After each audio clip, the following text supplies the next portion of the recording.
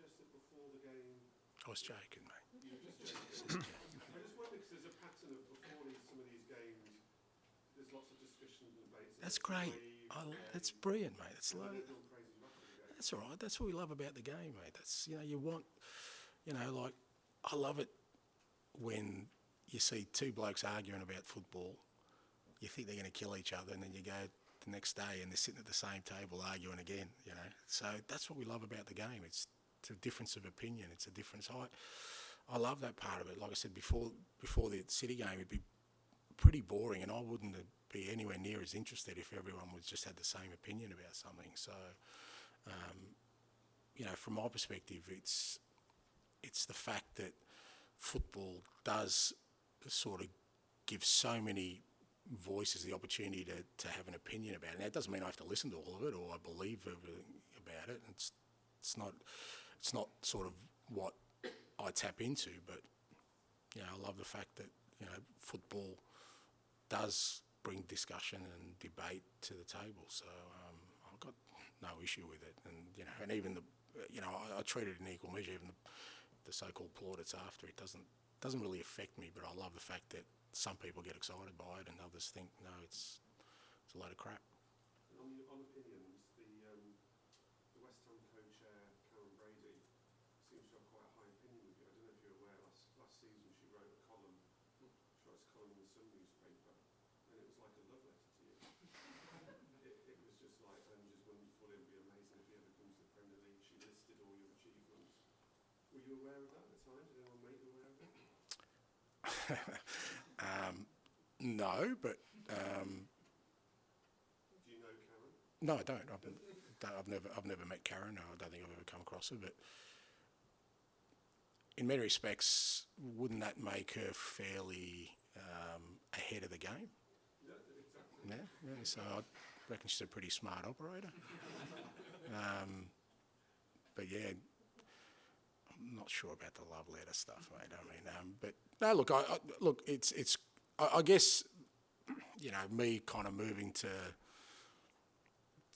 Celtic kind of brought me closer to this part of the world. I was aware that particularly, say, Celtic Rangers, everyone down here watches it, so it kind of gets into people's consciousness. But, I guess if Karen noticed, then, like I said, all credit to her.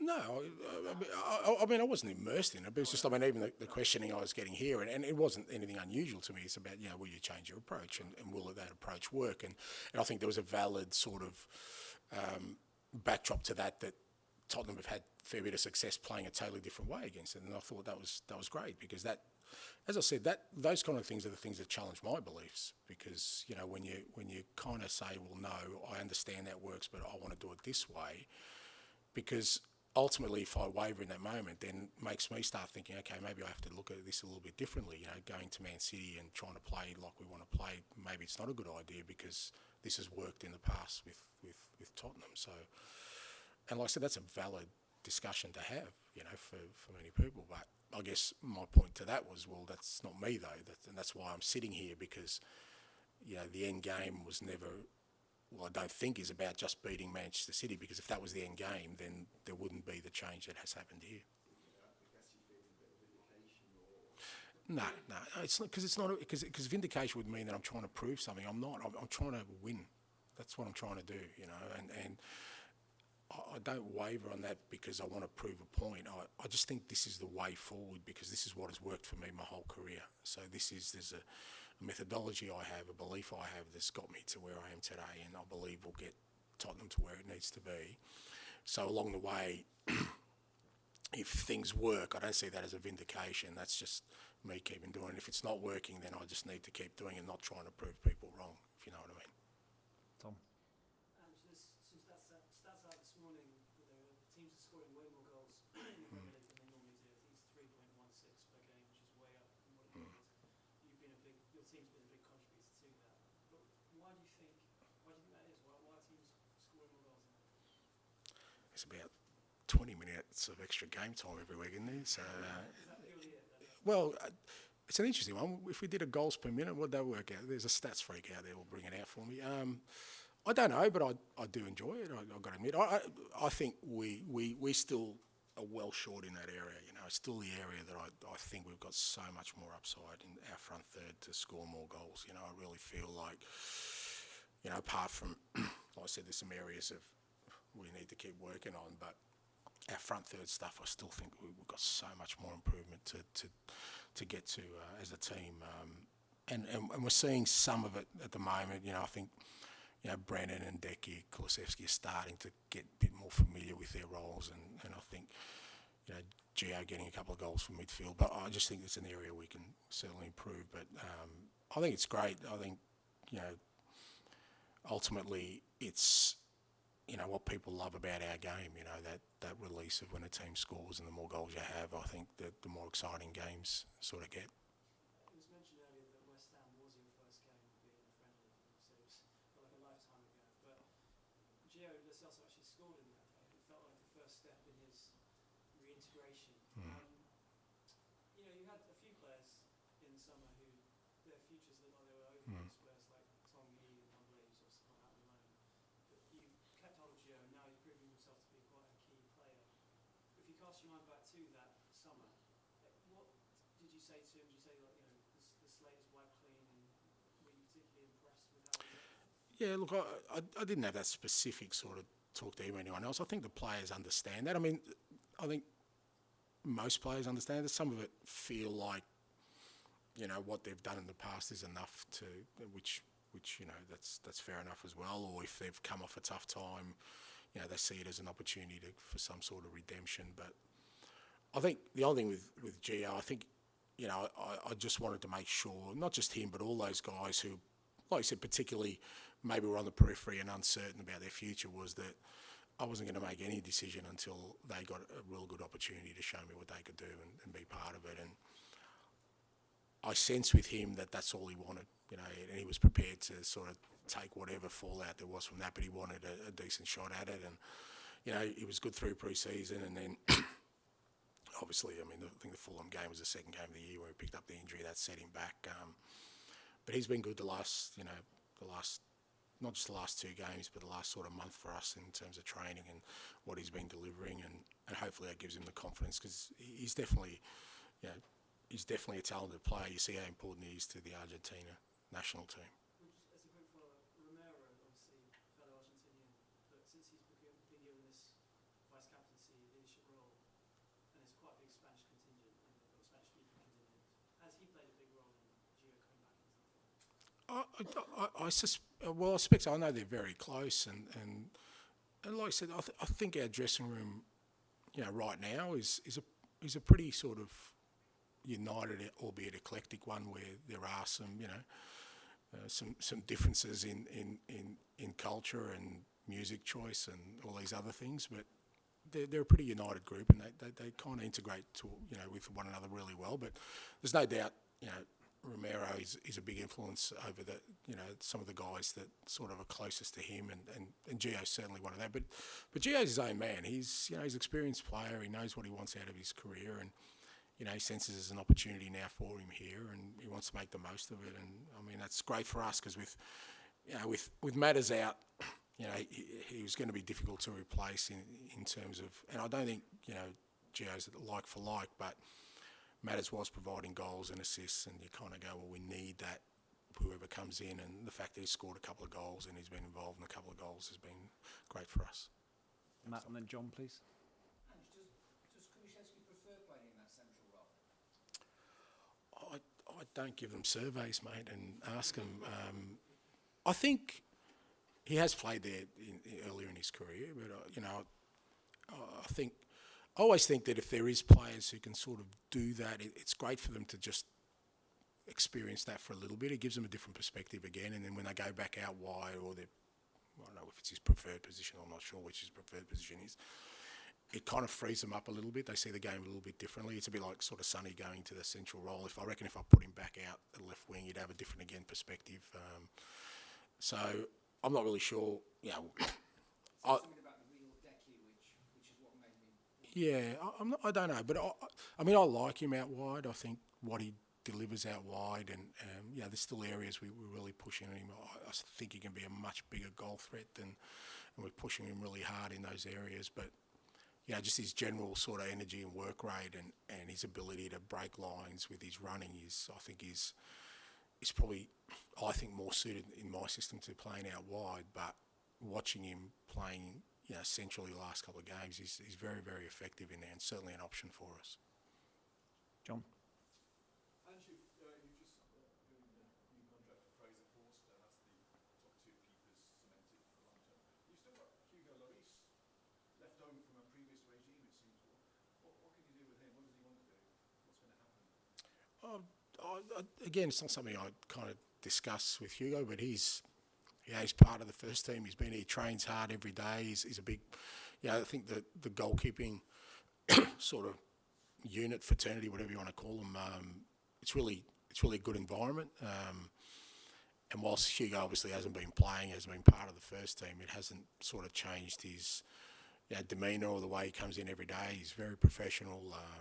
It's great for the other keepers to sort of have him there as somebody with great experience. But it's no secret he's in the last year of his contract. Well, it's in the last 6 months now, and I'm sure he'll be thinking about his future and what he does sort of next step. But it's not something I'm sort of too focused on. I'm delighted we've signed Fraser on for another year. I think I've said numerous occasions in public that his training is just elite level, So, I still think he's a Premier League standard goalkeeper, absolutely. But as often in most cases, in squads, it's the guys who maybe aren't playing regularly that can sometimes,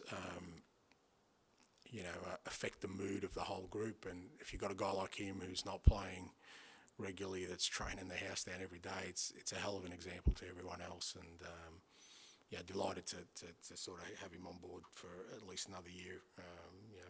Hopefully longer beyond that. With Hugo, it's rare for a player to go first choice of legend to invisible man on match days. Would you let him go just like that if you wanted to go? Well, it's not my decision. That's a decision for Hugo, the club. It's not. I don't have that power. I never want that power. My role is to, Hugo is a member of this squad, and how he trains every day is important to me. How he presents himself. Because if he wasn't, then I'd be dealing with it. But I haven't had to, because he's been absolutely first class in everything he's done. So, and again, as a manager, I don't take that for granted, because that could be a problem for me. Like most managers, it's the ones who aren't playing sometimes that give you the biggest headaches. And he hasn't given me any cause of concern with his approach, his application, or anything like that. But, it's his career. It's his sort of decision to make beyond that. It's not something that I would get involved with. You must feel he has a chance of playing at least one game. I don't know, mate. I've lost 5 defenders and I could lose 7 goalkeepers. I don't know, mate. It's why I do treat everyone the same, because you don't know. He's a member of this team. He's a member of the squad, and you don't know what's down around the corner, and it's the way you treat people when they're not involved that will come back to bite you if you need them one day. Okay, last couple, Darren, and then finish with Dan, please.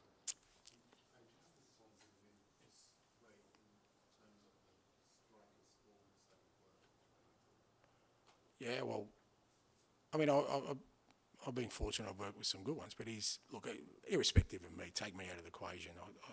I think he's elite in every sort of aspect of it. Attacking players who've played in the Premier League. I'd be very surprised if by the time he's finished, which is well down the track, if he's not up there as one of the outstanding strikers. Because don't forget, a lot of his career is played out wide, but he's been a goal threat the whole time. Now I'm putting him inside, and he's got 9 goals already for the year. I think he's leading goal scorer for offside goals as well. So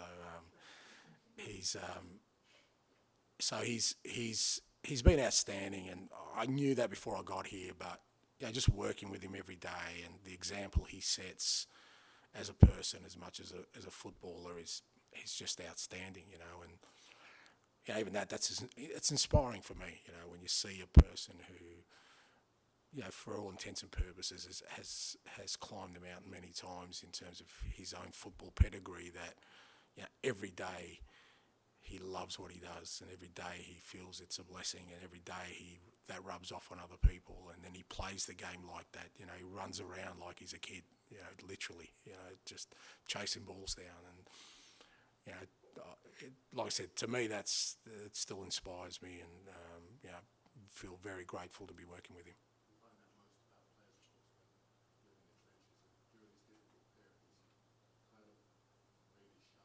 Yeah. That is the sort of definition of leadership is, what do you do when the chips are down, when things aren't going well, because everyone invariably looks there, that they look at your leaders, what are your leaders doing? And, I think he just got this thing in his head that whatever they say about me, good, bad or otherwise, I'm not going to stop running through this period. And that has an effect on people. It does, because a lot of that running is without reward. He doesn't get a reward for just chasing the ball down. But if your leader, and your best player is doing that, then me as a teammate, well, I can't not do it. I just cannot. I have to follow that lead, and through this period, we've had to sort of dig deep, and we're still, like I said, we're still not out of it. We're still going through it. He's been a force in showing us the way forward.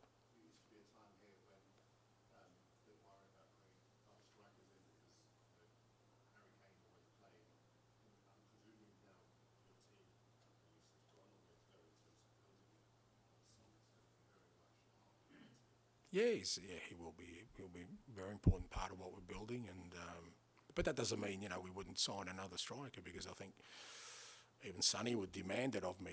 If you're going to build a team that's going to win things, I've always found your best players want more good players in the building. They're not They don't want to be comfortable. They don't want to just be sitting there saying, "Well, I'm the man." They want to know that they're going to be surrounded by other players who are just as motivated for success. So. But there's no doubt that Sonny will be a big part of that.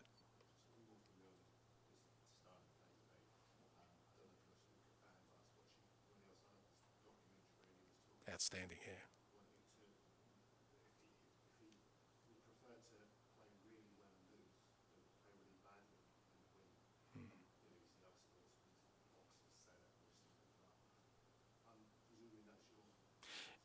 Yeah, it is, and again, that's not the only way, the only road to success. I've seen other people who it's just about the winning, and you admire it so much, because I would find that so unrelenting, that pursuit of just the result, because a lot of times, particularly in football, the result is sometimes out of your hands. You could do everything right and still lose a game. And I would find that really hard to deal with, whereas my pursuit is about trying to play a certain way that will get us the result. And I find that, okay, if we played well and we haven't got the result, I get some sort of small comfort from that, So it's just a different approach, but it doesn't mean there's a right or wrong way. It's just, the road to success. But again,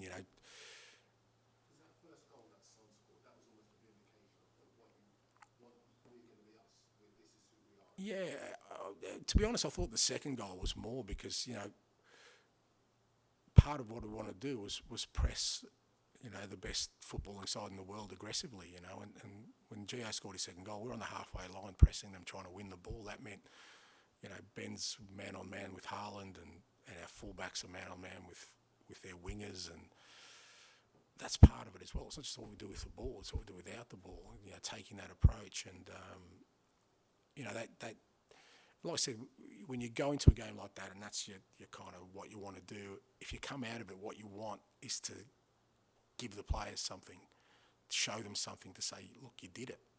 This is not just words, this is not just an idea, you did it. And it may have only been for small parts of the game, but if you can do it for small parts, our challenge is now, can we extend that to bigger areas? Whereas if you never even try it, you never know.